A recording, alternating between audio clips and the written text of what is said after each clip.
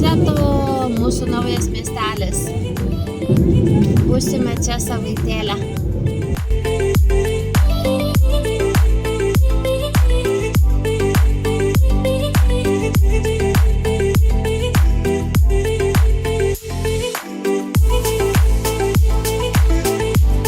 Užeikime. Mus palydėjo italas savininkas. Va, pasižiūrėkime Andutis balkone. Čia iš karto ateini svetainę ir virtuvę. Ir aišku, norisi balkoną nueiti. Ir čia jūra. Į jūrą giliai. Na, va ten į jūrą. Įšokti į jūrą? Oho, eisim šokti į jūrą. O va, neša daiktus. O va, kokia promenada graži. Smėlėtas didelis paplūdimys. Karšta, eisim maudytis. Einam toliau kambarius pažiūrėti. O va, miegamasis vienas. Lova spinta. Toliau kitas miegamasis. Didelė dvigulė lova ir spinta. Ir tualeto kambarys. Keliaujam pavalgyti ir tada jau prie jūros išdykauti. O, konukas neša paspirtukas stipruolis. Didžiulė promenada prie jūros, auga palmės, gražu, šilta. Šiandien vis dar plus 30, labai geras oras.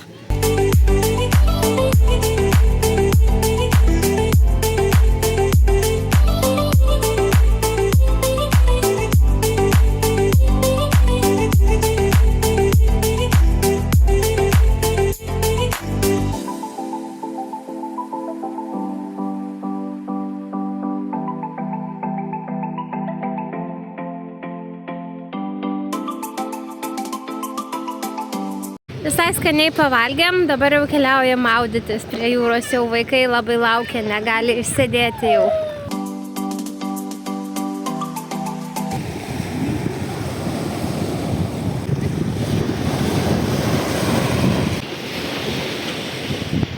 Va, mes gyvenam čia, šitam name. Pliuški!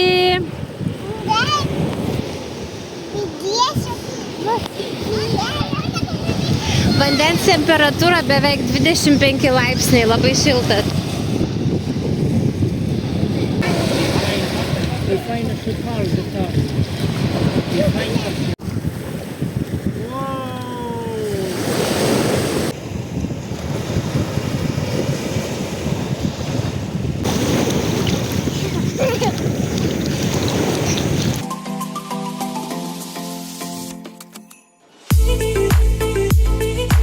Labas rytas, 7 valandos ryto, gražu, tuščia, saulė kyla. Nu va, čia jau yra kita diena, mes vėl prie jūros, Jegoras dirba, jau dabar darbo diena. Tai va, vaizdai iš jūros, čia daugiau nelabai ką ir veiksi, tik jūroje būsi. Dirba vaikučiai, vandenuką neša į duobę. Kanukai, o ką nori daryti? Dar vieną? Taip. Šiame miestelėje Rozeto delle Abruzzi gyvena 25 000 žmonių, bet vasarą, kai karšta, tai čia privažiuoja labai daug turistų, sakė savininkas buto, kad pilna būna visos vietos mašinų užimtos, nėra kur parkuotis, restoranai pilni, reikia eilėse stovėti, tai dabar pats tas žmonių mažai, vietiniai tik tais, oras dar geras, tai labai laiku atvažiavom. O dabar keliaujam gelato.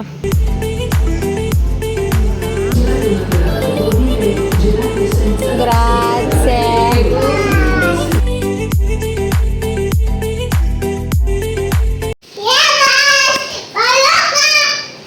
Labas, broliuk, sako.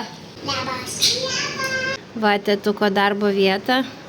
Stalas iš balkono, ant pufiko kompas įsipatogino. Kai keliauji, turi įsiversti su tuo, kas yra. tai būna žiūrim stalas, kur tik yra, ir va čia yra ir pufikas, ir ten kitas staliukas mažas, ir konstruoja darbo vietą, ir gaunasi Visai nieko čia. Labai faina ta Adrijos jūra, šilta, skaidri ir šitie paplūdimiai smėlėti. Tas smėlis, jisai toks kaip pas mus Nidoj būna toksai kaip miltai. Tai labai malonus ir nekarštas, neprikaista, nors ir karšta būna. Tai sunku išeiti iš to paplūdimio.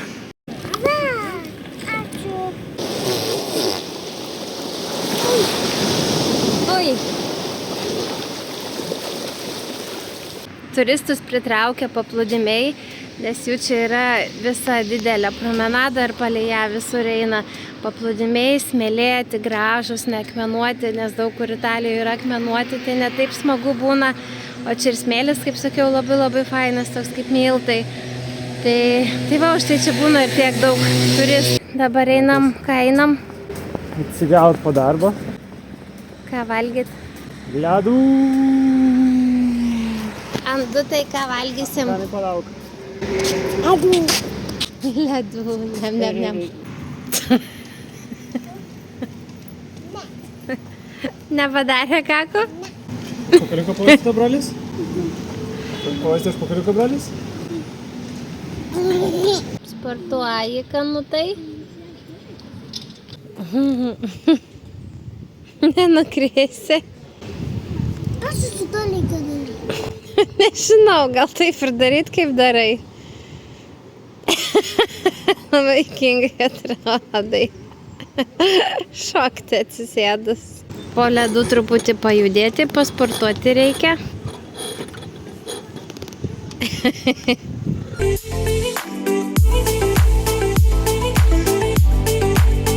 Diskutuoja ten labai seneliukai, kažką labai intensyviai. Atrodo, kad debatai vyksta ir labai jie taip emocingai viską. Pas mus nematys, kad taip emocingai kalbėti, bet jie atrodo, nuot ir pyksta, bet to pačiu ir kaifuoja. Tai labai įdomiai atrodo jų diskusija.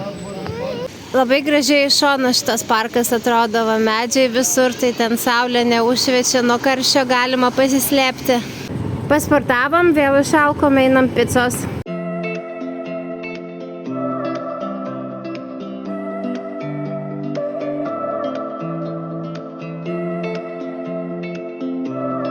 Madonna.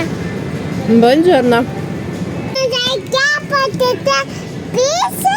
Taip, kepate tą pizzą. Čia atrodo toks paprastesnis miestelis, dėl to ir pigiau. Kažkaip dabar ketvirtis pizzos euras šiam buvo, tos marinaros, bet jeigu su kažkuo, tai ten kainos po 2,50 su kumpiu ir panašiai. Tai matot, kad paprastesnis miestelis, tai ir kainos mažesnės.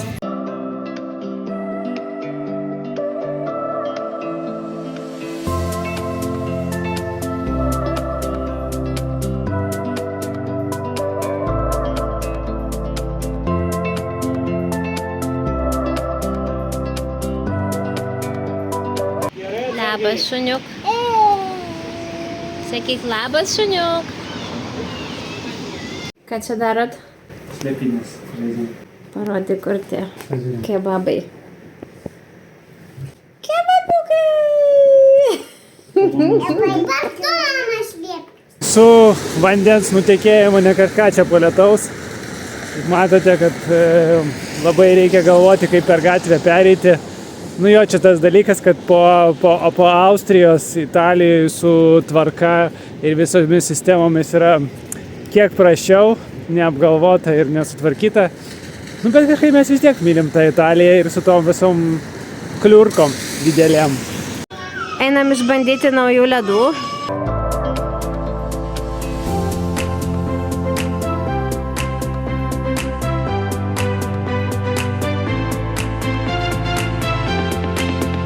Tokie grynai vaisiniai, jeigu kitur, kur valgėm, buvo tokie kreminiai, čia tokie labai vaisiniai. Mama. Ką? Bet geri? Geriau. Mama. Ką ant kanutė? O kokie? O čia. Čia ten yra avietiniai. O Aviečio. čia? Braškiniai. O balsima? O ten persikų. Atėjom tokiu apgriuvusiu tiltu, visas baisokas apgriuvęs, bet vaizdas visai nieko, tik kad apsiniaukia.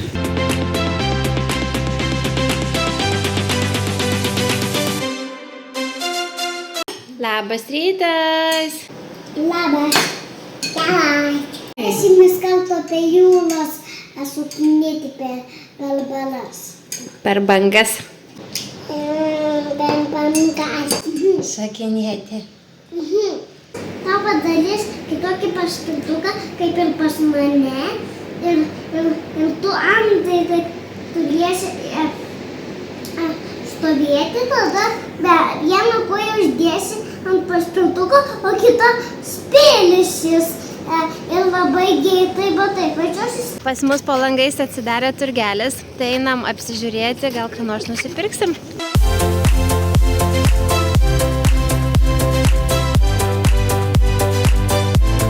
Welcome to Italiano Garinaio.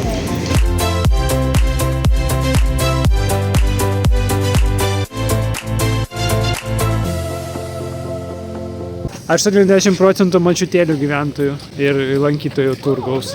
Priėjom ir maistą pagaliau. Mum aktualiau maistas.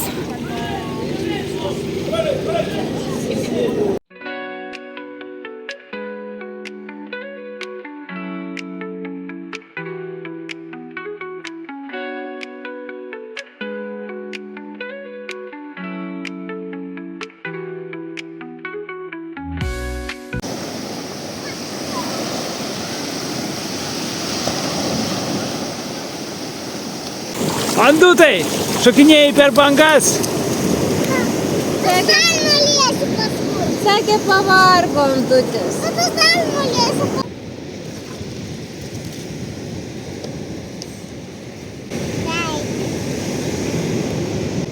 Tu ant veido. Tu dabėjai, Andukai?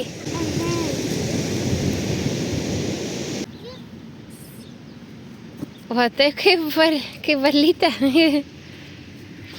Va, norėjau parodyti, kad mažą gražų parkelį priėjom. Čia tokia skulptūra, vėliava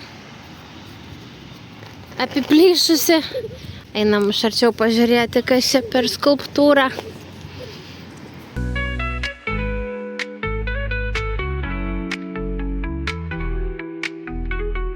Žaidžia drakonų žaidimą, tėtukas drakonas. Ei, drakonai!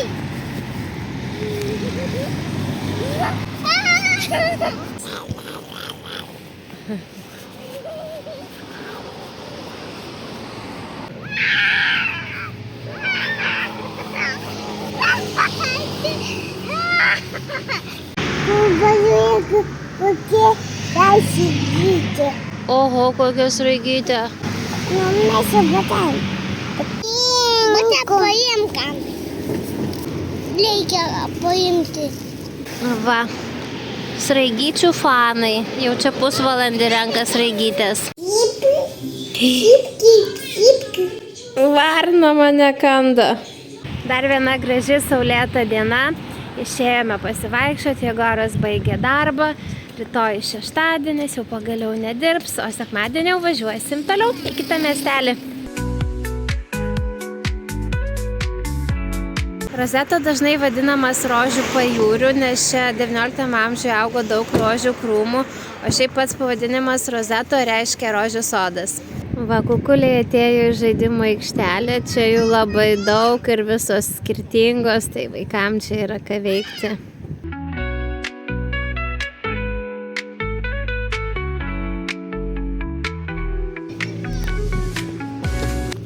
Labas.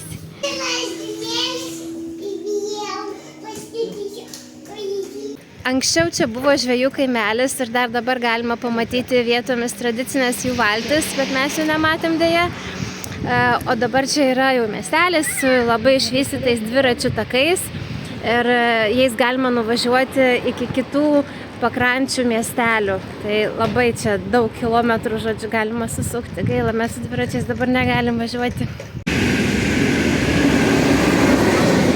Visus miestelius čia jungia geležinkelis.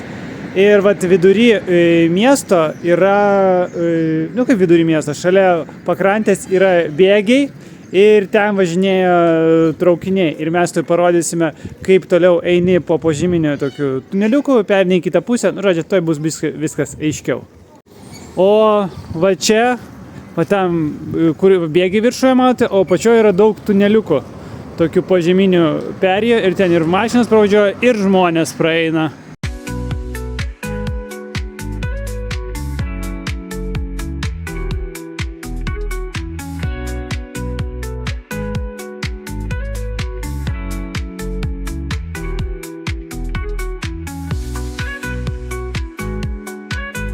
Taip visas dienas ir prasimaudėm, visos dienos buvo gan šiltos, buvo ir 30, po to 25, 23, vieną dieną truputį palijo, bet ir tai ne visą dieną. O rytoj jau keliausime toliau į kitą pajūrio miestelį Pezaro. Elen kaip žaibuoja.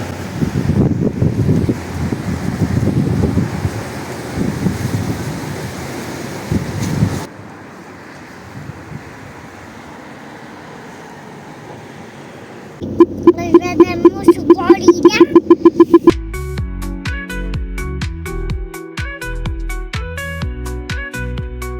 Nu va, važiuojam į Pezaro. Ate važiavo, ate jūra. Ko mums pritrūko Rozeto miestelėje, tai centriuko, kur būtų daugiau žmonių susirinkę, kur pajaustum itališką dvasią, nes dabar eini ir tai viskas pavieniai išmėtyta ir nėra, kad žmonės kažkur labai renkasi vienoj vietoj. Tai vat pritrūko to kažkokio bendruomeniškumo.